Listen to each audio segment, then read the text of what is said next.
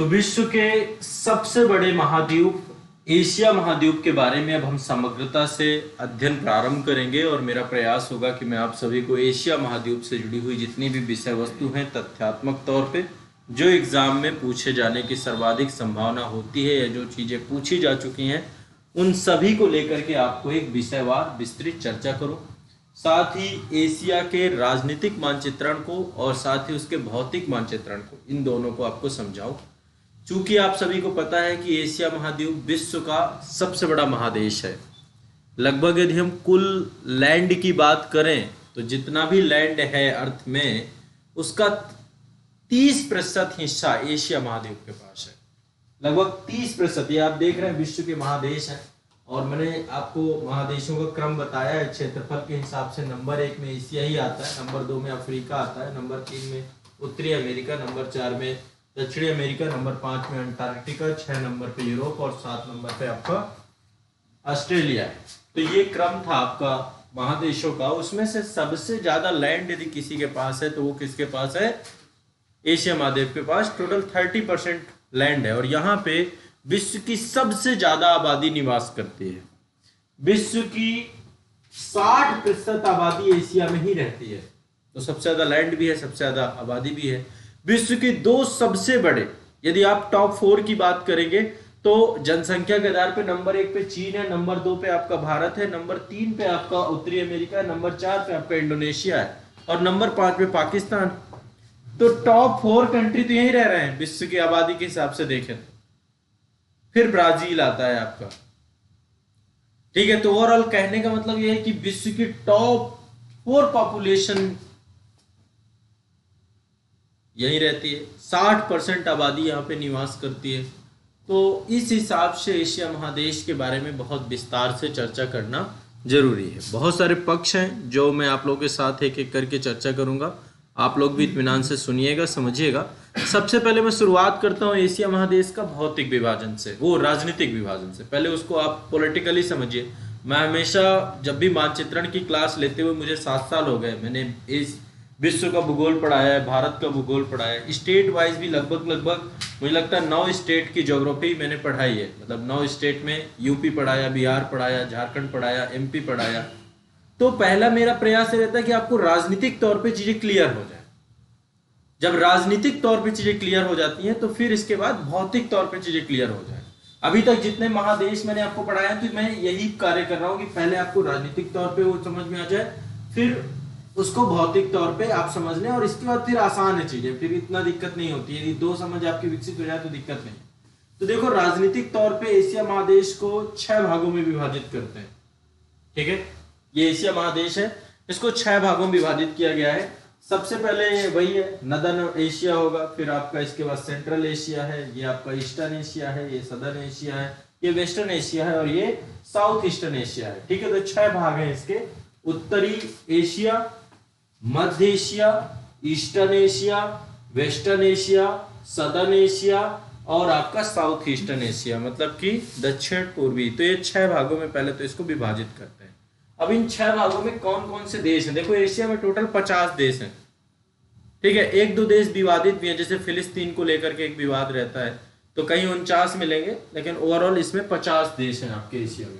तो मैं एक बार अब आपको सारे के सारे, नदर्न एशिया में केवल और केवल रसिया है, केवल एक ही देश है। अब रसिया अपने आप में पूरे विश्व में देखा जाए तो 1/3 तो देश अकेला ही है। इतनी सारा मतलब लैंड है इसके पास, विश्व का व्यापक यूरोप में भी फैला हुआ है। तो ये केवल एशिया वाला रशिया है जितना एशिया में, यूरोप वाला रशिया मैंने यहाँ पे नहीं लिया है। ठीक है, लेकिन इसका जो ज्यादातर आबादी रहती है या फिर जो इसकी राजधानी है, प्रशासन है, वो सारा यूरोप वाले क्षेत्र से ही चलाया जाता है।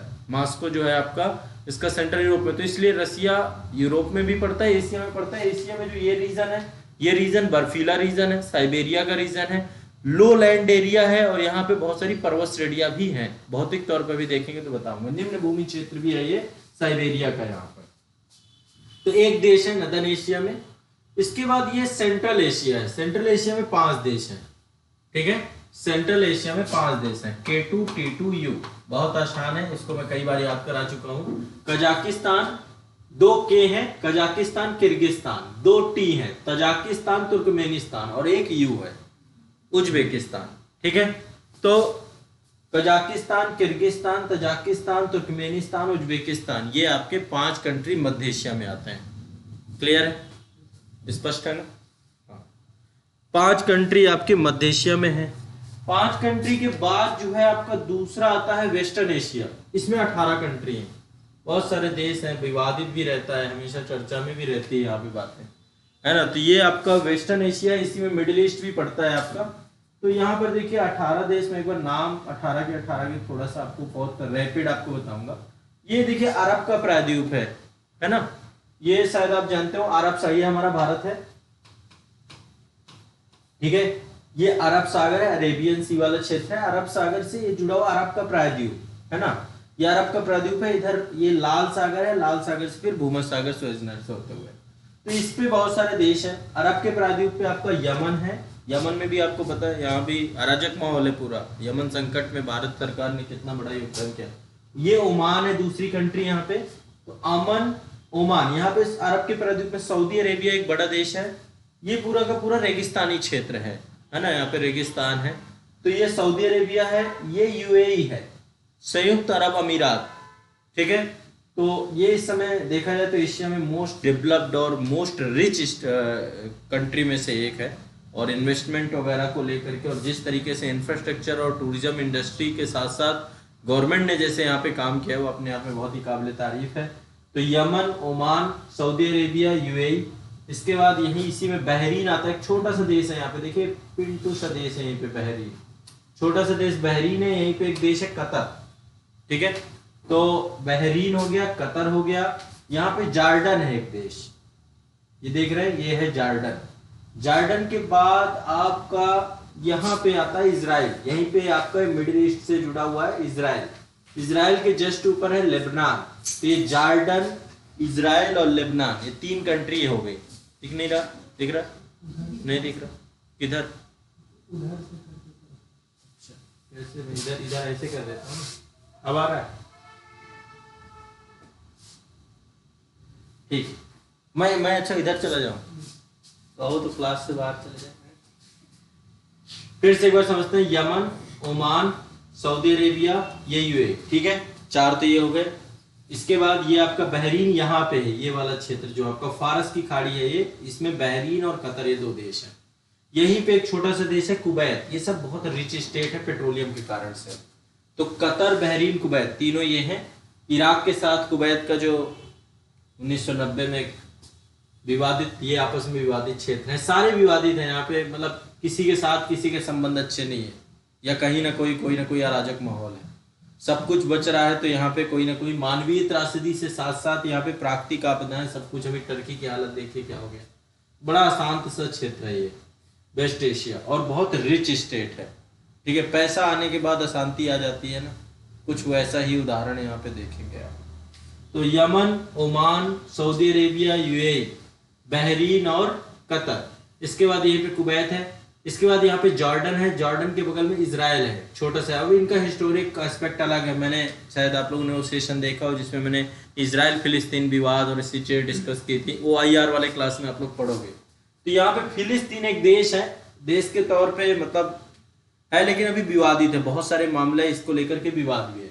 फिलिस्तीन है, इजराइल है, यहीं पे लेबनान है, लेबनान के ऊपर यहाँ पे यहाँ भूमध्य सागर क्षेत्र में एक देश है साइप्रस, ठीक है। तो ये आपका साइप्रस कंट्री जो है आता है एशिया में। इसके बाद यहीं पे सीरिया है, अभी सीरिया और टर्की भूकंप आया हुआ है, तो यहाँ पे सीरिया है, ये टर्की है आपका, ठीक है। इसके बाद ये है अर्मेनिया और ऊपर है जॉर्जिया, ये आप तो पता है, जॉर्जिया, अर्मेनिया और अजरबैजान, ये काकेशस कंट्री है, ये एशिया में आती है। किस में आती है? एशिया में आती है।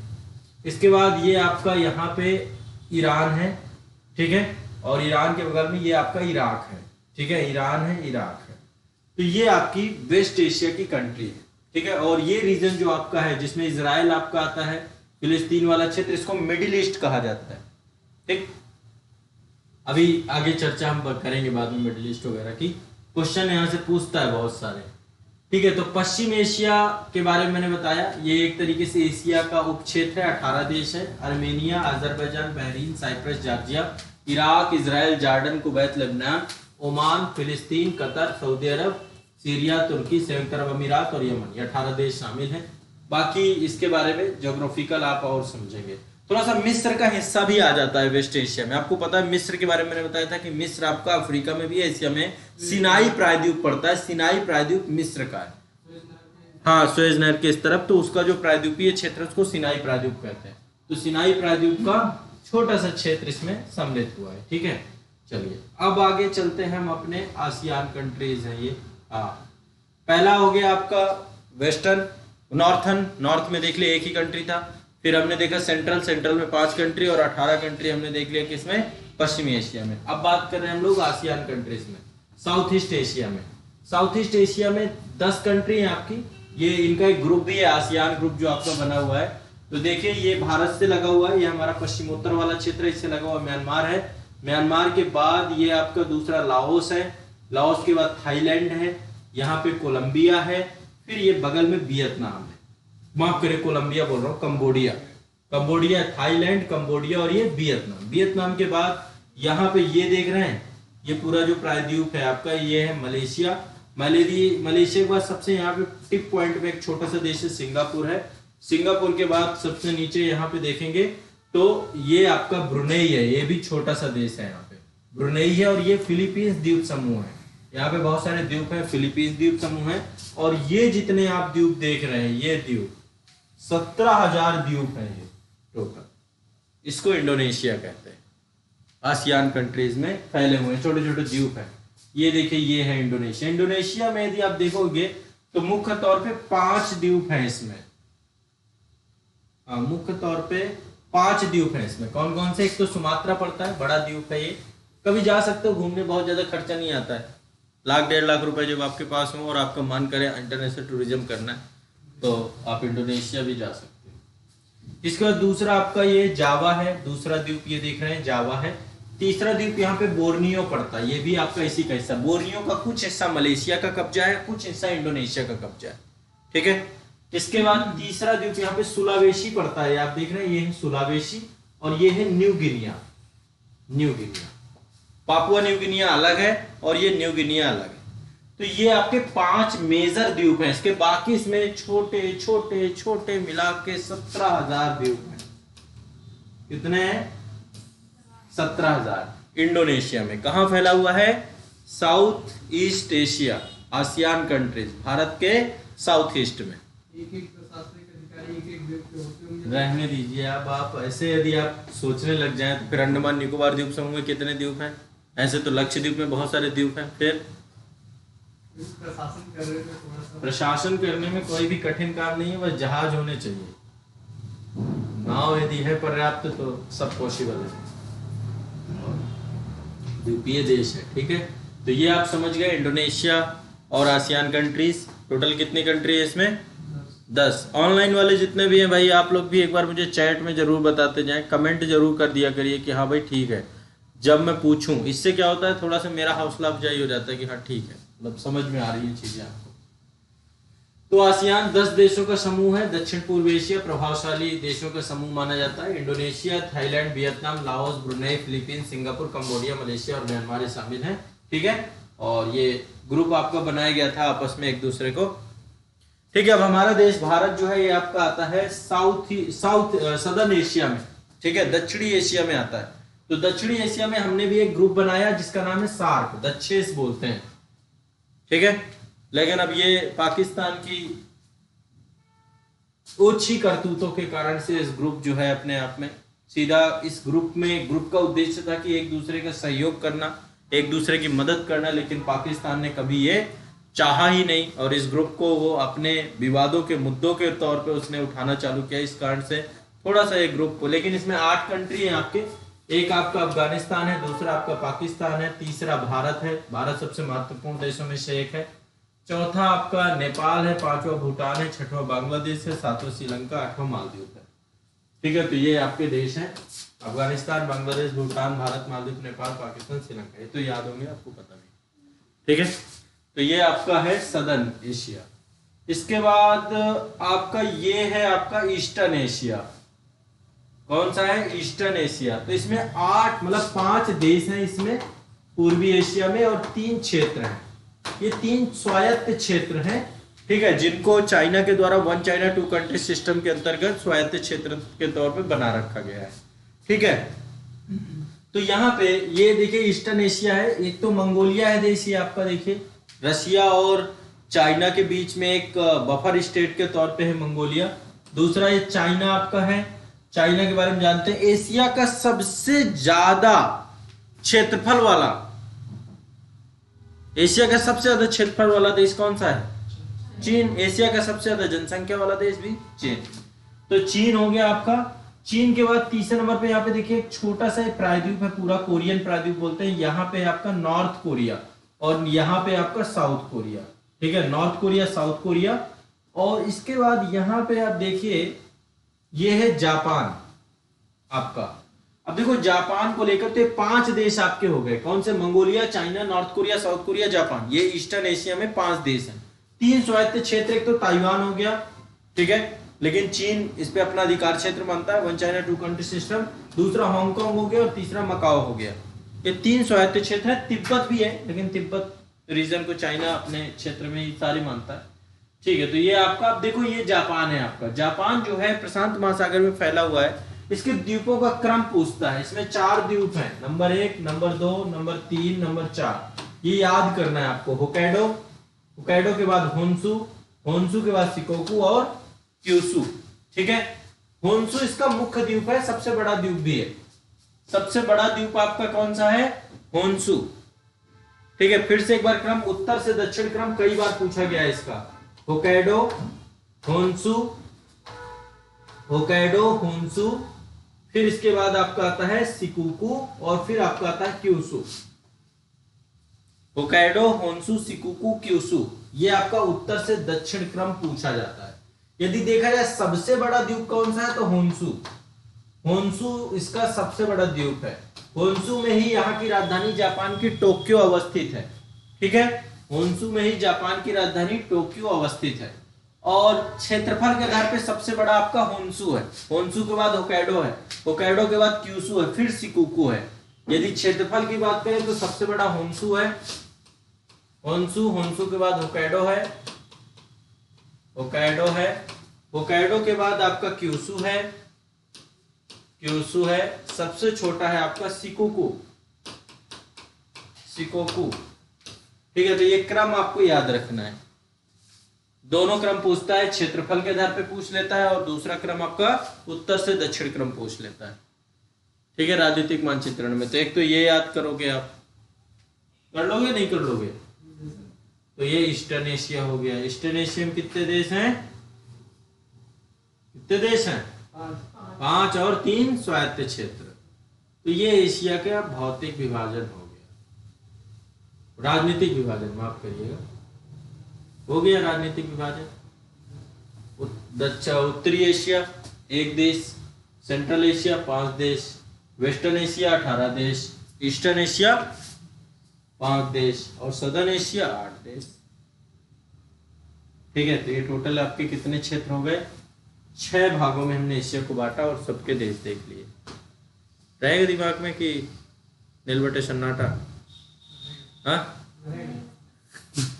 ठीक है, ये एक आसान विभाजन इसका राजनीतिक तौर पे करते हैं। भौतिक तौर पे विभाजन पे भी आते हैं, लेकिन भौतिक से पहले कुछ बातें हैं जो एशिया को लेकर के हम समझ लेते हैं। सबसे पहली बात, एशिया अन्य महाद्वीपों से कैसे कैसे अलग होता है। तो यूरोप से अलग होने के लिए मैंने कल क्या क्या बताया था यूरोप वाली क्लास में? यूराल पर्वत, बताते जाओ बताते जाओ। सुएज नहर का बता दिया। यूराल पर्वत, यूराल नदी, कैस्पियन सागर। नशा करके क्लास में नहीं बैठना है। कल जब बताया था और इतना याद कराया था, दोबारा आप रिवाइज करते ना। ये यूराल पर्वत है, यूराल पर्वत पहला ऑब्जेक्ट हो गया। दूसरा ऑब्जेक्ट हो गया यूराल नदी, फिर हो गया आपका कैस्पियन सागर तीसरा ऑब्जेक्ट। चौथा ऑब्जेक्ट क्या था? काकेशस पर्वत। ठीक है, काकेशस पर्वत, काकेशस पर्वत, और यहीं पे आपका काकेशस पर्वत है। ठीक है, तो ये आपके 4 ऑब्जेक्ट हैं जो एशिया को यूरोप से अलग करते हैं। ठीक। एक यहाँ पे टर्की पे, ये यहाँ पे ये आपका तुर्की है,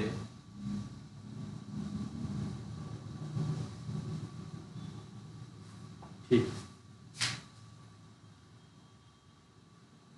यहाँ पे एक सागर है, मरमरा सागर, कल बताया था ना, ठीक है। मरमरा सागर जो है वो दार्दानेल जल संधि कल बताई थी मैंने, दार्दानेल जल संधि से अलग होता है। तो दार्दानेल जल संधि भी एशिया और यूरोप की बॉर्डर है, ठीक है। मरमरा सागर आपका, और ये जो है वो एशिया यूरोप की बॉर्डर सीमा बनाता है, ठीक है। इसके बाद यदि हम बात करें एशिया उत्तरी अमेरिका महादेश से कैसे अलग होता है, ये भी मैंने आपको बताया था, बेरिंग जल संधि बताया था आपको मैंने। ये आप देखेंगे, ये आपका साइबेरिया वाला क्षेत्र है, अलास्का वाला क्षेत्र है, यहाँ पे बेरिंग स्टेट है, चुक्की सागर है, यहाँ पे ऊपर एक चुक्की सागर है और यहीं पे बेरिंग स्टेट है। तो एशिया को, साइबेरिया को अलास्का से अलग करते हैं। अच्छा, एशिया अफ्रीका से कैसे अलग होता है? बहुत सिंपल सा है। अफ्रीका से यहाँ पे लाल सागर है और दूसरा सुएज नहर है। लाल सागर और सुएज नहर एशिया को अफ्रीका से अलग कर देती है, क्या दिक्कत है, ठीक है।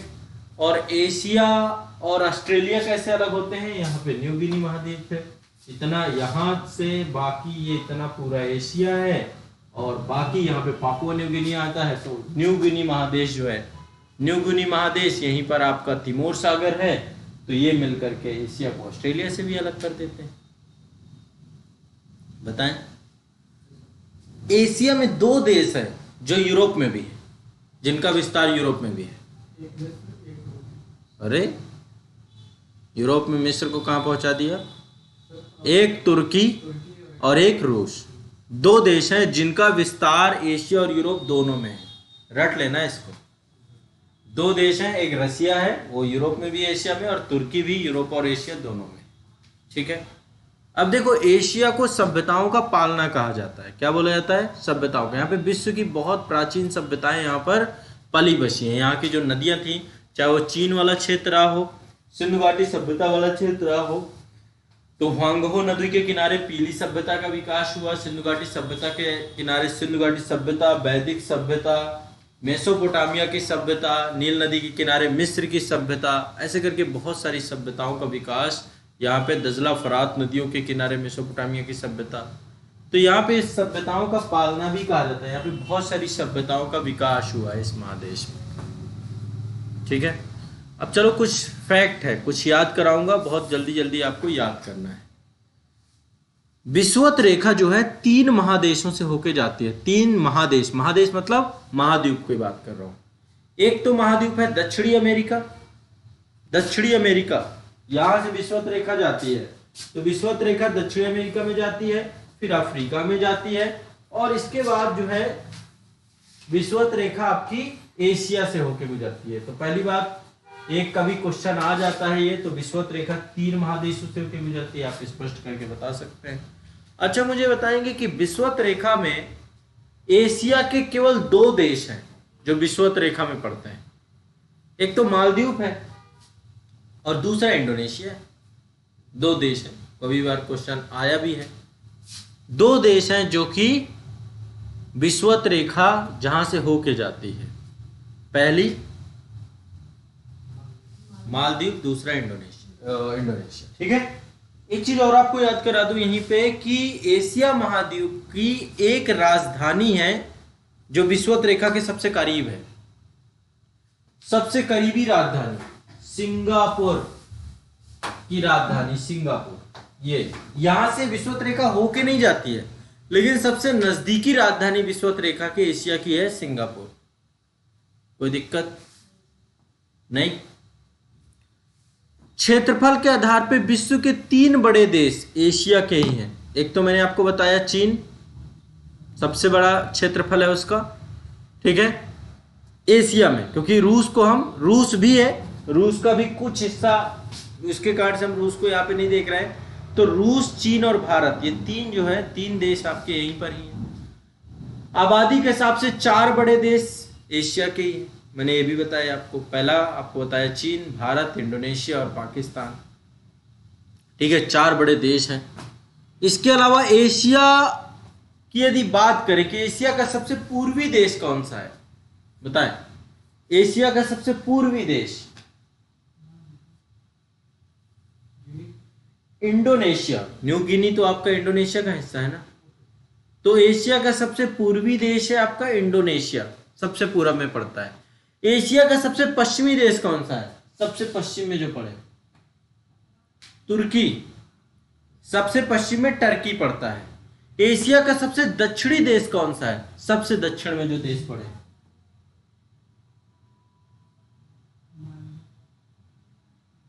इंडोनेशिया। इंडोनेशिया सबसे पूर्वी देश भी है और सबसे दक्षिणी देश भी है। मालदीव यहां पे है, देखो यहां पे ये इंडोनेशिया है पूरा। सबसे उत्तरी देश तो सबको पता है, रूस है ना, तो रफली जानकारी है। एशिया के दो देश हैं जो सबसे ज्यादा देशों से सीमा साझा करते हैं, एक तो रूस 14 देशों से और चीन भी 14 देशों से सीमा साझा करता है। एशिया के दो देश हैं जो कि सबसे ज्यादा देशों से क्या करते हैं, सीमा साझा करते हैं। क्लियर है, स्पष्ट है। अब यहां पे एक चीज और आपको मैं बता देता हूं, कैस्पियन सागर को बारे में आपको मैंने बताया कि कैस्पियन सागर का आकार बड़ा है, लेकिन कैस्पियन सागर एक झील है। ऐसी अरल सागर है, अरल सागर भी एक झील है, आकार बड़ा है, इसलिए इनको सागर का नाम दे दिया गया है। एक बड़ी जलराशि है, पहले कभी समुद्र का हिस्सा हुआ करते रहे होंगे, क्योंकि आप देखेंगे ये वाला लैंड जो यूरोप वाला लैंड है ये आकर के जुड़ा है, पहले ये हिस्सा नहीं था, ये पूरा लैंड अलग था, यहां से यूराल पर्वत और ये पूरा लैंड अलग था। तो जब ये अलग रहा होगा तो यहाँ समंदर ही रहा होगा, लेकिन जब ये आकर के इसमें, तो ये समंदर का ही तो भाग है, समंदर का एक हिस्सा है, खारे पानी की झील है। जितना भी समंदर का बचा हुआ हिस्सा है, जैसे मैं आपको क्या, जैसे यहाँ पे जब भारत की यात्रा हुई है, पेंजिया का विघटन हुआ और भारत उत्तर आया, तो भारत का जो ये वाला क्षेत्र है टेथिस सागर का क्षेत्र था, जहां पे आज उत्तर भारत का विशाल मैदान है, ये पूरा टेथिस सागर था। राजस्थान में आज भी बहुत सारी लवणीय झीलें पाई जाती हैं, चाहे सांबर झील हो, डिडवाना झील हो। राजस्थान का जो पूरा मरुस्थल है वो रेतीला मरुस्थल है, और रेत कहाँ पाई जाती है, समंदर में। तो ये समंदर का हिस्सा है, राजस्थान वाला पूरा रेंज जो है समंदर पहले यहाँ पर था, और देखिए समंदर से सूख करके रेगिस्तान बन गया। भौगोलिक परिस्थितियों ने उसको ऐसा बना दिया, बड़ी उपजाऊ और बड़ी फर्टाइल लैंड है वो, ठीक है, अलग बात है, उस पर बात करते हैं। चलो अभी कुछ एक बार ये तो कुछ फैक्ट हो गए, कुछ तथ्य हो गए, अब मैं आपको थोड़ा सा भौतिक विभाजन भी कर देता हूं इसका।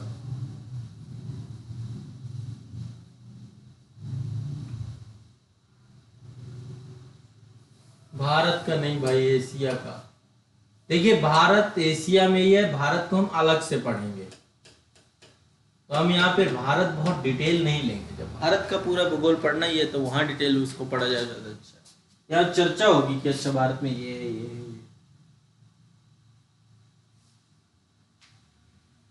भौतिक तौर पे एशिया को 5 भागों में विभाजित किया गया है। कितने भागों में, 5 भागों में इसको विभाजित किया गया। ये देखिए, ये 5 भाग है। पहला है उत्तरी निम्न मैदान, ये साइबेरिया का निचला बड़ा मैदान है। साइबेरिया बर्फीला क्षेत्र है, आर्कटिक वृत्त से जुड़ा हुआ क्षेत्र है ये, तो उत्तरी का निम्न मैदान सबसे बड़ा। दूसरा मध्यवर्ती पर्वतीय या पठारी क्षेत्र, जितने भी पर्वत पठार है, आप देखेंगे यहाँ पे बहुत सारे पर्वत पठार हैं, ठीक है, पामीर नाट है, हिंदू कुश है, सुलेमान है, कुल्लुमसान है, हिमालय पर्वत श्रेणी है ना, बहुत सारी। अभी मैं पर्वतों की लिस्ट आपको पूरी याद कराऊंगा, ठीक है। तो दूसरे वाले हिस्से पे यहाँ पे बहुत सारे पर्वत है। तीसरे नंबर पे नदियों द्वारा बहुत सारे मैदान बनाए गए हैं, सिंधु के द्वारा, गंगा के द्वारा, ब्रह्मपुत्र के द्वारा, ह्वांगहो के द्वारा, यांग्त्से के द्वारा, ठीक है, बहुत सारी नदियां हैं, इन नदियों के द्वारा यहाँ पर मैदान बनाए गए हैं बहुत सारे, ठीक है। इसके बाद चौथे नंबर पे प्रायद्वीपीय क्षेत्र है। प्रायद्वीप मतलब 3 तरफ से जो जल से घिरा हो, प्रायद्वीपीय पठारी क्षेत्र। जैसे कि आपका प्रायद्वीपीय पठार भारत का है, अरब का पठार है ना, तो अरब भी प्रायद्वीपीय है, तो प्रायद्वीपीय पठार है आपका अगला। और नेक्स्ट है आपका, बहुत सारे द्वीप समूह हैं एशिया में, चाहे जापान हो, चाहे इंडोनेशिया हो, चाहे वो अन्य द्वीप समूह हो, तो बहुत सारे द्वीप समूह भी यहाँ पर पाए जाते हैं, ठीक है। तो एशिया को हमने कितने भागों में बांटा, 5 भागों में। अब एक एक करके थोड़ा सा इनके बारे में बताएंगे। उत्तरी निम्न मैदान, ये आपका एशिया महाद्वीप के उत्तरी भाग में विस्तृत मैदान है। ये उत्तरी भाग में आप देख रहे हैं एक विस्तृत मैदान है, ठीक है।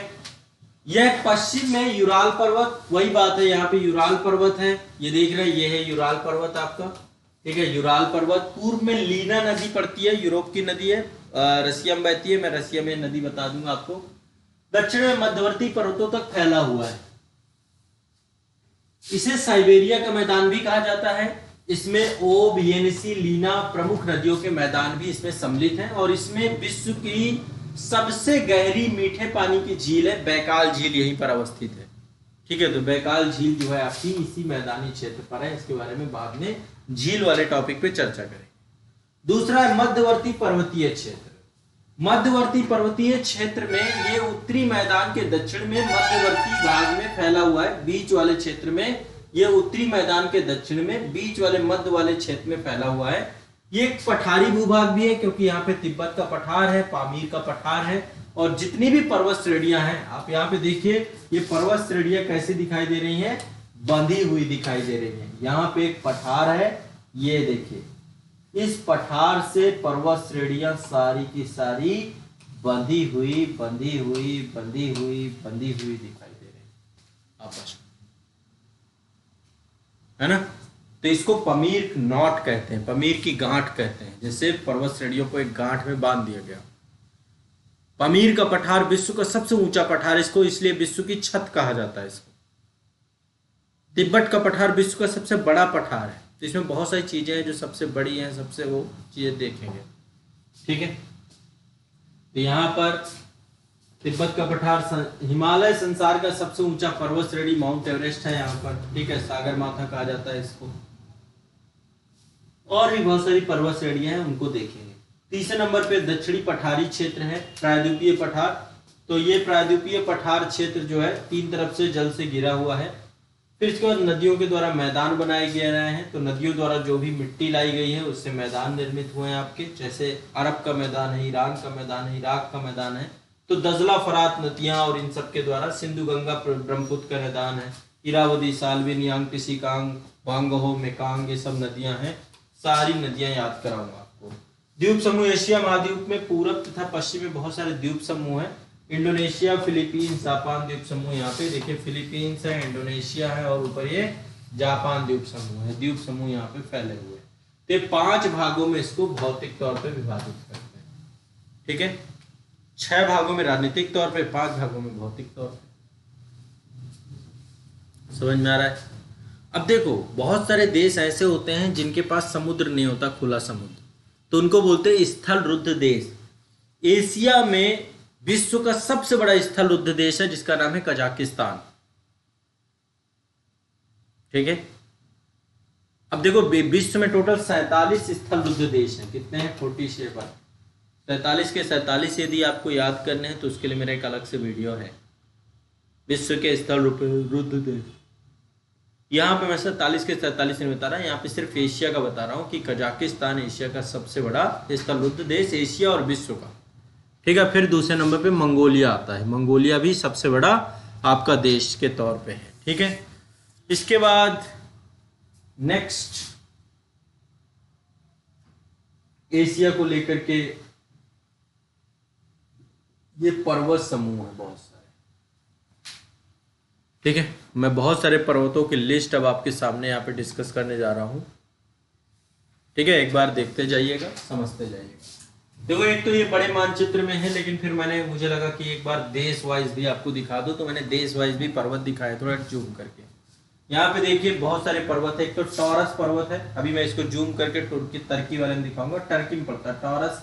यहाँ पे पोंटिंग पर्वत है, ये भी आपका वहीं पर पड़ता है। ये अल्ब्रोस पर्वत है, ये जग्रोस पर्वत है, ईरान में पड़ते हैं, ईरान के 2 प्रमुख पर्वत हैं। अब ये मानचित्र में भी काकेशस माउंटेन आपने देखा ही था। ये आपका पामीर नाट वाले क्षेत्र में हिंदुकुश पर्वत श्रेणी है। कुल्लुम सान चीन में पड़ती है, तिब्बत में काराकोरम हिमालय पर्वत श्रेणी, ये सब भारत में। पीओके वाले क्षेत्र में यहाँ पे भी बहुत सारे। अब चलो इनको एक बार डिटेल में, तो यहाँ पे इसमें बहुत सारे पर्वत हैं, एक एक करके पर्वतों को देखेंगे। सबसे पहले टर्की वाला रीजन। टर्की वाले रीजन पे एक पर्वतमाला है जिसका नाम है टॉरस माउंटेन। दो पर्वत है प्रमुख में, टर्की के दक्षिणी भाग में अवस्थित है पर्वत। ये टर्की है आपका, इसके दक्षिणी भाग में अवस्थित है। देखिए सी ऑफ मरमरा है, ये है सी ऑफ मरमरा, और यहाँ पे दार्दानेल जल संधि है। दार्दानेल जल संधि यूरोप को एशिया से अलग करती है। ठीक है, ये ब्लैक सी है आपका, काला सागर है। ठीक है, मैंने वो लिस्ट याद कराई थी जिसमें काला सागर के सीमा साझा करने वाले देश, कैस्पियन सागर के, याद है, भूल गए? 6 इसमें और उसमें कैस्पियन में। अब मेरे साथ केबीसी खेलने लग जाओगे। 3 4 2 1, इनमें से सही बता दो। काला सागर नीचे है। कैस्पियन सागर भूल गया, कल ही पढ़ाया, पढ़ लो। तो ये आपका, ठीक है, एक है टॉरस माउंटेन, टर्की के दक्षिण भाग में स्थित है। इसके उत्तर में जो है आपका अनातोलिया का पठार है। यहां पर देखेंगे पठार है, अनातोलिया का पठार, ये टर्की का सबसे बड़ा पठार है। अनातोलिया का प्लेटू है इसमें, वो मैं प्लेटू वाले बाद में पढ़ाऊंगा आपको। ठीक है, एशिया माइनर का पठार भी कहा जाता है अनातोलिया के पठार को। यहाँ पे ये जो पठारी रीजन है इसी को अनातोलिया का पठार कहते हैं। दूसरा आप देख रहे हैं यहाँ पे है ये पोंटिक माउंटेन, दूसरा माउंटेन है पोंटिक माउंटेन। तो पहला है आपका टारस पर्वत टर्की, दूसरा है पोंटिंग। पोंटिंग टर्की के उत्तर में अवस्थित है, टॉरस टर्की के दक्षिण में अवस्थित है। कोई दिक्कत? ठीक है, और बीच में जो है इसका अनातोलिया का पठार, एशिया माइनर का पठार। जब कभी एशिया माइनर शब्द आए तो मतलब टर्की की बात हो रही है। ठीक है, तो एशिया माइनर का पठार या अनातोलिया का पठार ये पड़ता है टर्की में। क्वेश्चन पूछा जा सकता है। दूसरे नंबर पे ईरान चलते हैं। यही ईरान, कैस्पियन सागर है आपके यहाँ पे। ईरान पे एक माउंटेन है जिसका नाम है माउंट जैग्रोस। ठीक है, माउंट जैग्रोस ये दक्षिणी ईरान वाले, दक्षिण पश्चिम ईरान वाले क्षेत्र में अवस्थित है आपकी। नवीन बलत अल्पाइन पर्वत है आपका ये। ठीक है, माउंट जैग्रोस। और दूसरा है माउंट एल्ब्रुस, दूसरा है आपका माउंट एल्ब्रुस, ये आपका। तो माउंट एल्ब्रुस आपका ये पश्चिमी ईरान में स्थित है। कैस्पियन सागर के साथ ये पूरा का पूरा क्या है आपका फैला हुआ है। ये श्रेणी आपकी कैस्पियन सागर के साथ फैली हुई है। किसके साथ फैली हुई है? कैस्पियन सागर के साथ। ठीक है, माउंट एल्ब्रुस और दूसरा है माउंट जैग्रोस। माउंट एल्ब्रुस और माउंट जैग्रोस।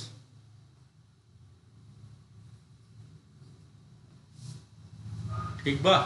जी सर। क्या हुआ? क्या नहीं समझ में आया? मंद मंद मुस्कुरा रहे। ठीक है, दो पर्वत हो गए, एक माउंट एल्ब्रुस और माउंट जैग्रोस। ये दो ईरान के हो गए। टर्की के दो मैंने बताया, टॉरस और पोंटिंग, और ये जैग्रोस और एल्ब्रुस ये आता है। अब आगे चलते हैं। ये आपका आ गया अफगानिस्तान। अफगानिस्तान में हिंदुकुश पर्वत श्रेणी है। ये हिमालय इसी का विस्तार है बाद में।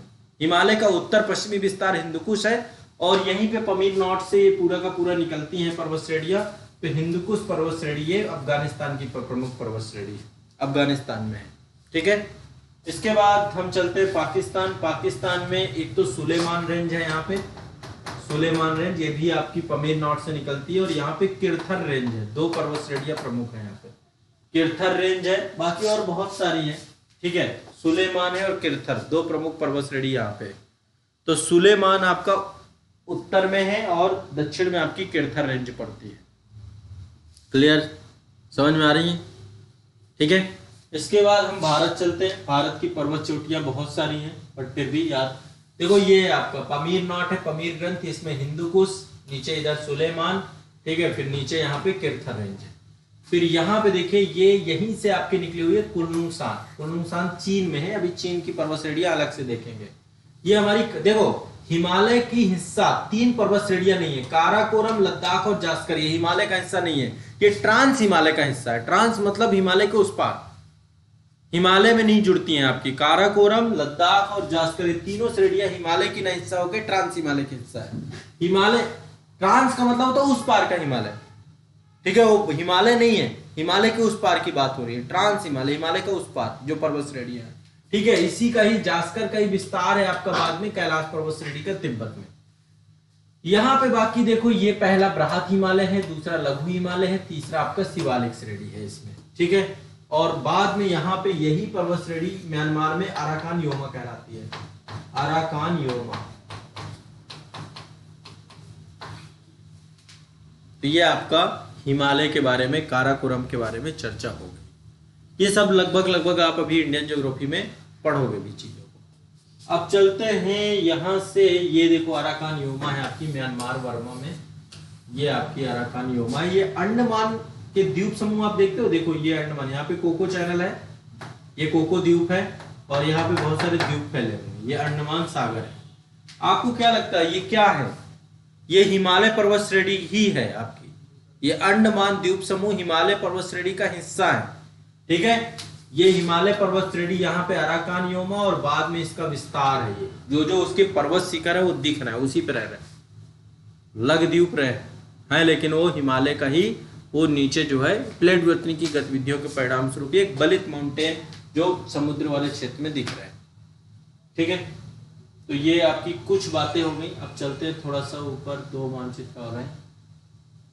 एक तो ये चीन वाला क्षेत्र है, यहाँ पे बहुत सारे माउंटेन है। एक तो कुलनुंग सान है आपका, यहाँ पे कुलनुंग माउंटेन, पामीर से ही आपका निकलता है कुलनुंग माउंटेन।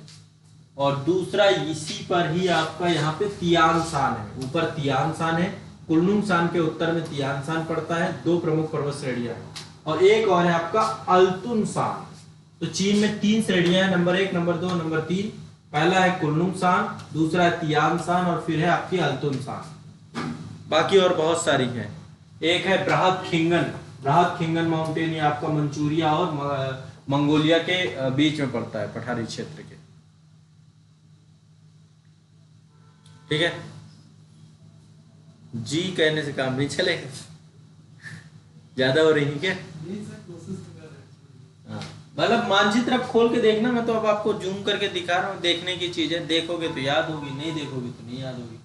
ये रूस वाला क्षेत्र है, यहाँ पे कोई रहता तो नहीं है, पर पर्वत बहुत सारे हैं यहाँ पे। एक तो यूराल पर्वत था आपका, जो एशिया यूरोप को अलग करता है।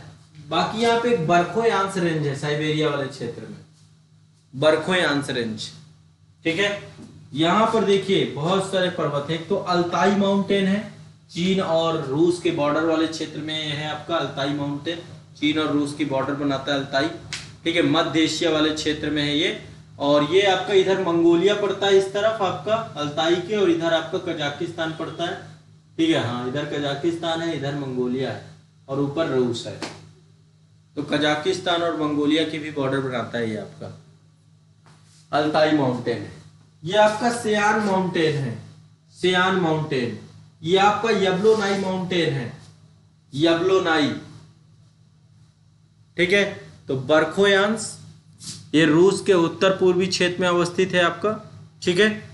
इसके बाद सियान हो गया, यबलोनाई हो गया। एक और है यहाँ पे आपका पर्वत श्रेणी जिसका नाम है इस्तानोवाय रेंज, इस्तानोवाय रेंज, ठीक है। ये कुछ प्रमुख रेंज है। बाकी एक आपकी सिडनी रेंज है, कमचटका प्रायद्वीप, इस प्रायद्वीप को कमचटका प्रायद्वीप कहते हैं, कमचटका प्रायद्वीप। इस पे एक पर्वत श्रेणी है सिडनी से। बाकी आपका है कोलियामा पर्वत श्रेणी यहाँ पर। तो इस तरीके से इसमें कई सारी रूस में पर्वत श्रेणी है, ठीक है। और ये काकेसस रेंज है, वैसे यूरोप में पड़ता है आपका, इसका माउंट एल्ब्रुस। काकेसस यूरोप और एशिया की पर्वत श्रेणी के बीच में आता है, ठीक है। तो ये आपको प्रमुख पर्वत श्रेणियां हैं। एक बार फिर से मैं रिवाइज करा देता हूं आप लोगों को, ठीक है, ताकि आपको बहुत जल्दी एक याद हो जाए। पहले तो टर्की के 2 याद कर लीजिए। एक तो टॉरस माउंटेन है, दूसरा आपका पोंटिक माउंटेन है। टॉरस और पोंटिक मानचित्र उठाइएगा, दोनों मिलेंगे आपको। पोंटिक उत्तर पे है, टॉरस नीचे है दक्षिण में। इसके बाद ये ईरान में 2 हैं, एक तो माउंट जैग्रोस है, दूसरा माउंट एल्ब्रुज है, ठीक है। इसके बाद तीसरा है आपका अफगानिस्तान में हिंदुकुश हो गया, पाकिस्तान में सुलेमान और किरथर रेंज हो गई। इसके बाद ये भारत में आपका काराकोरम, और देखो इनका एक क्रम पूछता है, काराकोरम, फिर लद्दाख, फिर जास्कर, KLJ, और इसके बाद फिर पीर पंजाल आता है आपका, लेकिन वो बृहत हिमालय से जुड़ा हुआ है। ठीक है, पहले काराकोरम है, फिर लद्दाख है, फिर जास्कर है, मतलब इसमें क्रम में गड़बड़ नहीं, इससे पूछ चुका है कई बार क्वेश्चन। फिर ग्रेट हिमालय, शिवालिक और वो लघु हिमालय और शिवालिक रेंज है आपकी। ये आपकी अराकान योमा है, और इसके बाद चीन वाले क्षेत्र में आपकी बहुत सारी पहाड़ पर्वत हैं। ये है आपका चीन में आपका कुलनुंगसान है, ऊपर तियाईसान है और अल्तुनसान है, तीन प्रमुख ये है। ये बृहद खिंगन श्रेणी है, मंचूरिया इसको बोलते हैं, मंचूरिया का पठार, मंचूरिया का क्षेत्र, ये आपका मंचूरिया रीजन है, ये मंचूरिया क्षेत्र है आपका, मंचूरिया रीजन। ठीक है, और यहाँ पे आपका बर्फोयांश है, यूराल पर्वत है, सयान पर्वत है, अल्ताई माउंटेन है, ये आपका अल्ताई माउंटेन है, सयान माउंटेन है, यब्लोनोई माउंटेन है, स्टेनोवाई माउंटेन है, बर्फोयांश है और सिडनी श्रेणी। ये कुछ रूस की प्रमुख पर्वत पहाड़ियाँ। एक बार देख लीजिएगा आप लोग, सबसे अच्छी चीज़ यही है कि देखेंगे नहीं तो फिर नहीं होगा। ठीक है, ये वाले मानचित्र में चलो नंबरिंग डालनी हो तो नंबरिंग डलवा दूं मैं, लिख लो एक बार नंबरिंग डाल के। ठीक है, नंबरिंग जो वाला काम था वो वाला भी कर ही लो, नहीं तो फिर आपको हो गई। सबसे पहला है टारस पर्वत, नंबर 1, ये है आपका नंबरिंग, इसमें डाल रखी मैंने। नंबर 1 है टॉरस पर्वत, ये आपका टॉरस पर्वत यहाँ पर है। ठीक है, टर्की के दक्षिण में। नंबर 2 है पोंटिंग पर्वत, पोंटिंग पर्वत मैंने आपको बताया टर्की के उत्तर में है, ये है आपका पोंटिंग पर्वत। नंबर 3 है एल्ब्रुस पर्वत, ईरान में पड़ता है आपका, एल्ब्रुस पर्वत ईरान में, एल्ब्रुस पर्वत। नंबर 4 जैग्रोस, जैग्रोस पर्वत, ये भी ईरान में पड़ता है। नंबर 4 जैग्रोस ईरान में। नंबर 5 हिंदुकुश पर्वत, हिंदुकुश पर्वत। नंबर 6 सुलेमान पर्वत, सुलेमान पर्वत। नंबर 6 सुलेमान पर्वत। नंबर 7 किरथर पर्वत, नंबर 7 किरथर श्रेणी, Kirthar range, number 7 Kirthar range. Number 8 Karakoram range. ठीक है, काराकोरम, नंबर 8 काराकोरम। काराकोरम के बाद नंबर 8 के बाद काराकोरम, काराकोरम के बाद लद्दाख, लद्दाख के बाद जास्कर, 8 के बाद 9 लद्दाख और फिर 10 number Zanskar. 11 number Himalaya, 11 number Himalaya, Himalaya. फिर इसके बाद 11 के बाद 12 है कुलनुंगसान, कुलनुंगसान। फिर आपका है तियानसान, 13 नंबर कुलनुंगसान, तियानसान, 13 नंबर तियानसान। 14 नंबर अल्ताई पर्वत, अल्ताई माउंटेन, मंगोलिया और कजाकिस्तान की बॉर्डर में, अल्ताई माउंटेन। कितने हो गए? 14। 15 नंबर है यब्लोनोबाय, यब्लोनोबाय पर्वत, ये है आपका यब्लोनोबाय पर्वत, रूस में पड़ता है आपका ये। कितने? 15 हो गए। 16 नंबर सयान पर्वत, सयान पर्वत।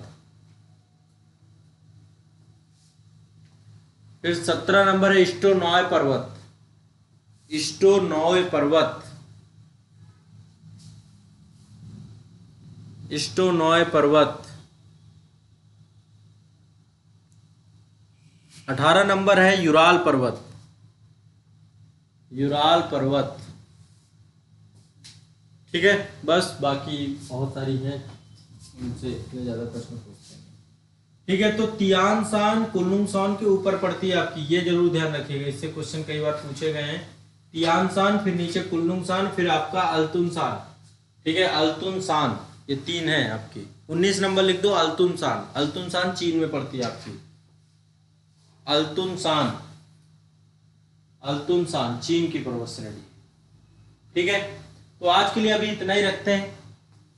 बाकी अब कल करेंगे। कल नदियाँ हो गई, झीलें हो गई, पठार हो गए, और आपका एशिया से जुड़े हुए भी बहुत सारे फैक्ट हैं, वो मैं अब कल कराऊंगा। इतना आप जितना मैंने आपको बताया इसको मेमोराइज करिए, इसको याद करिए, ठीक है। बाकी फिर आपको धीरे धीरे आगे हम कराएंगे। अब देखो जितना मैंने दिया है आपको टास्क के तौर पे, कोशिश करो कि वो सारी चीज़ें आपकी अभी तक जितना पढ़ाया गया उसको रिवाइज